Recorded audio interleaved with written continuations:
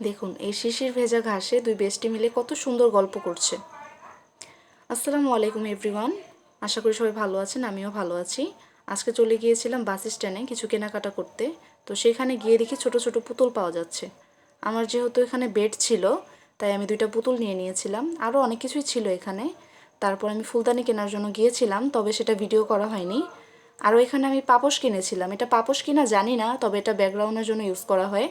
আপনারা যদি কেউ এটা নাম জানেন তাহলে আমাকে কমেন্টে জানাবেন। তো এখানে আমি ফুলদানি নিয়ে নিয়েছিলাম, ফুলদানিটার দাম নিয়েছিল 100 টাকা। তারপরে যে পুতুলগুলো 20 টাকা করে নিয়েছিল, অনেক কম দামে পেয়েছি। তারপরে দেখেন আমি এখানে ক্লে নিয়ে নিয়েছিলাম কিছু, এই ক্লেগুলো দিয়ে আমি মিনি কিচেনের কিছু একটা বানাবো আর কি। এই পুঁথি নিয়ে নিয়েছিলাম কিছু, পুঁথিগুলো রিজনেবল প্রাইস ছিল সেজন্য নেওয়া। তো এখানে কয়েক রকম নিয়েছিলাম, এখানে বড় বড় পুঁথিও নেওয়া ছিল। তো এই যে আমার দুই টুনটুনি সুন্দর গল্প করছে। সবাই ভালো থাকবেন, আল্লাহ হাফেজ। আমার জন্য দোয়া করবেন সবাই।